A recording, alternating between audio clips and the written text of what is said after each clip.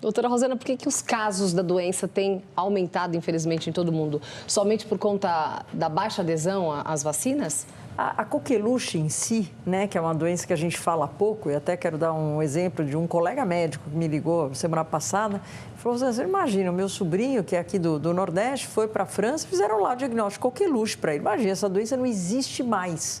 Eu falei: como não existe mais? Claro que existe. É que a gente não fala mais sobre ela porque ela tem uns ciclos. É uma doença que realmente, você viu, o último surto foi lá em 2014 e agora ela volta.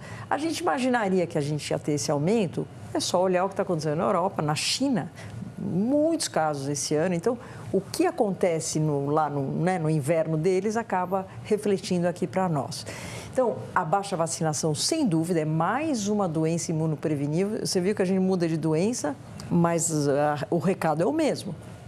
A baixa da vacinação, e a coqueluche tem uma característica que ela não te dá imunidade para sempre. Então, por exemplo, sarampo. Vocês dois devem ter tomado sarampo algum dia na vida, não terão sarampo, porque a imunidade é para o resto da vida. A coqueluche não.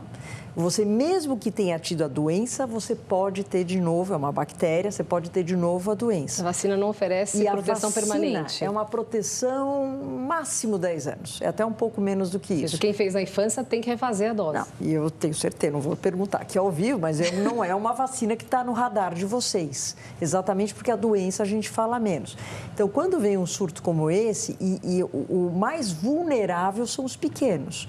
Não é que a gente não tenha bordetela. Eu, no consultório, as últimas 2 semanas, eu vi 2 casos e fiz diagnóstico. É importante, o médico, no momento que a gente está tendo surto em escolas, mesmo domiciliares, é pensar na possibilidade de ser a coqueluche e fazer o diagnóstico correto, não o diagnóstico clínico, o diagnóstico através de exame laboratorial, que não é um exame que a gente pede em geral na rotina. Sim. Mas nessa época, por isso que a própria Secretaria de Saúde fez um alerta em relação a isso. E quando a coqueluche evolui para casos mais graves e até a morte, doutora Rosana? Em geral, nos pequenos. Nos menores de 6 meses, quando a gente tem casos mais graves de insuficiência respiratória, porque você viu o quadro clínico, né? Então, é uma tosse comprida. Então, alguém, adulto ou criança, que esteja tossindo mais do que 3 semanas, uma tosse seca e irritativa, a gente tem obrigação de pensar na possibilidade de coqueluche.